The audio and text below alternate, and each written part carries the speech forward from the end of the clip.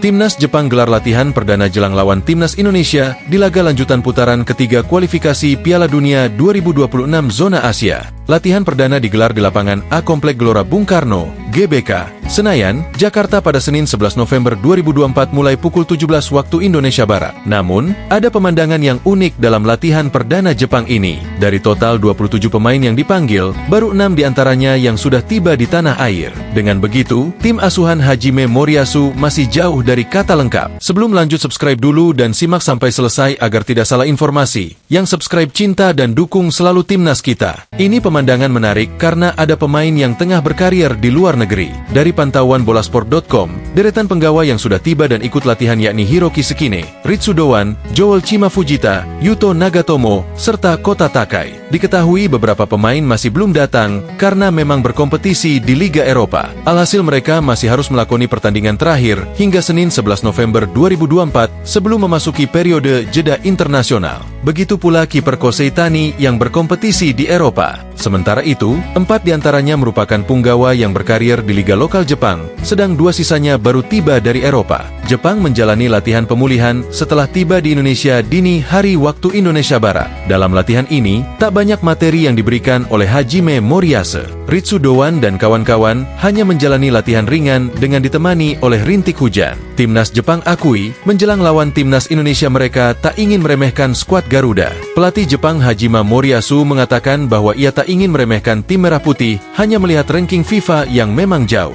Menurutnya, ini karena Timnas Indonesia saat ini ditukangi oleh Shin Tae-yong yang pernah memimpin Timnas Korea Selatan di Piala Dunia 2018. Mereka sudah bertambah kuat dengan cara yang luar biasa dan tidak pernah terjadi sebelumnya, ujar Hajime Moriyasu sebagaimana dari laman resmi JFA pada Jumat 8 November 2024. Dilihat dari ranking FIFA, banyak orang mungkin mengira bahwa Jepang punya keuntungan yang sangat besar, tetapi kami memprediksi bahwa tim kami bakal menghadapi laga tandang yang sengit, tuturnya. Bek Timnas Jepang, Yuto Nagatomo, mengaku terkesan dengan sambutan hangat dari masyarakat Indonesia kepada dia dan rekan-rekannya setibanya di Bandara Internasional Soekarno-Hatta, Tangerang, Banten, pada Senin 11 November 2024. Padahal skuad Jepang tiba di Indonesia pada pukul 2 WIB dini hari. Semula Jepang berangkat dari Bandara Haneda, Tokyo, pada Minggu 10 November 2024 pukul 10.15 waktu Jepang. Jepang dijadwalkan akan tiba di Bandara Internasional Soekarno-Hatta pada pukul 16.30 waktu Indonesia Barat. Namun perjalanan Jepang ke Indonesia sedikit bermasalah. Pesawat yang ditumpangi Jepang menuju Indonesia harus putar balik di udara.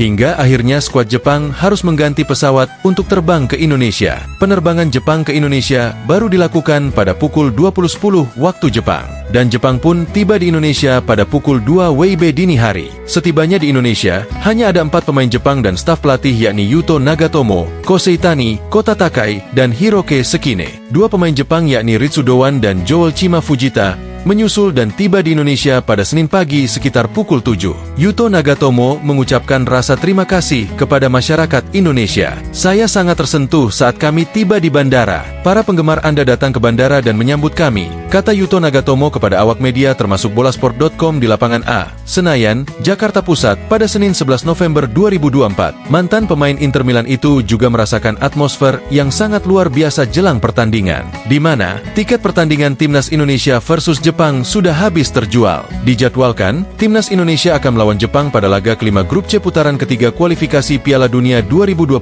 Zona Asia di Stadion Utama Gelora Bung Karno, Senayan, Jakarta Pusat pada Jumat 15 November 2024. Dari langkah pertama yang saya ambil di luar bandara, saya tahu bahwa negara ini luar biasa. Saya merasa sangat senang berada di sini dan juga sangat senang bisa bermain melawan Indonesia, tutup Yuto Nagatomo.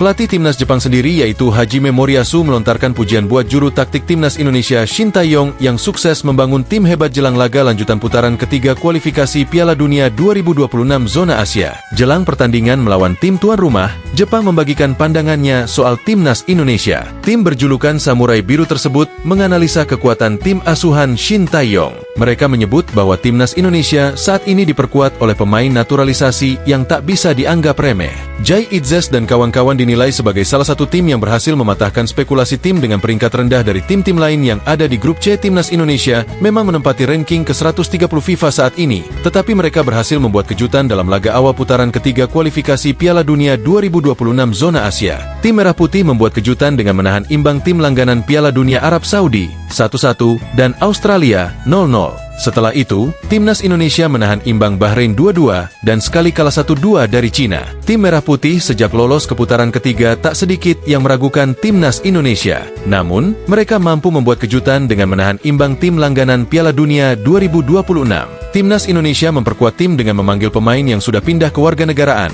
tulis JFA. Sebagaimana dikutip bolasport.com dari laman resmi, pada Senin 11 November 2024, menjungkir balikan reputasi sebelumnya dan merebut poin dari tim kuat di putaran ketiga kualifikasi Piala Dunia 2026 zona Asia. Mereka baik-baik saja di posisi kelima dengan 3 kali seri dan 1 kali kalah. Menurut mereka, tim Merah Putih bisa membuat kejutan ini karena memang dihuni banyak pemain naturalisasi. Alasan dibalik pertumbuhan pesat ini adalah karena para pemain yang lahir dan besar di Belanda, namun berakar di Indonesia telah memperoleh kewarganegaraan yang sama demi satu dan kini bermain untuk Timnas Indonesia. Tulisnya, Jepang menyebut Timnas Indonesia tak bisa diremehkan karena memang memiliki pemain yang bagus. Tim Merah Putih memang banyak dihuni pemain naturalisasi yang memiliki kualitas bagus. Di lini serang penyerang Ragnar Oratmangoen yang menggunakan kemampuan teknis canggihnya untuk mencetak poin menarik perhatian. Tulis JFA. Nathan Choeon menciptakan peluang mencetak gol dengan kaki kirinya yang sangat akurat. Kiper Martin Paes melakukan debut internasionalnya melawan Arab Saudi pada bulan September,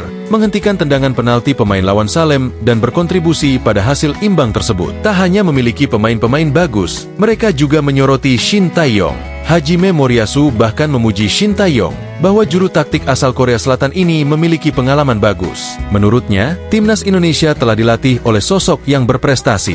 Shin Tae-yong pernah membawa Timnas Korea Selatan mengalahkan Jerman di Piala Dunia 2018. Oleh karena itu, Jepang tak ingin meremehkan Timnas Indonesia yang dipimpin Shin Tae-yong. Moriyasu juga memuji Shin Tae-yong yang tengah fokus membangun tim hebat Tim Merah Putih saat ini. Pelatih Shin Tae-yong sedang membangun tim yang hebat dari segi kekuatan individu dan taktik, ujar Hajime Moriyasu, sebagaimana dikutip dari laman resmi JFA pada Senin 11 November 2024. Jadi bagaimana pendapat kalian, sampaikan di komentar, dan yang subscribe channel ini cinta dan dukung selalu timnas kita. Terima kasih banyak.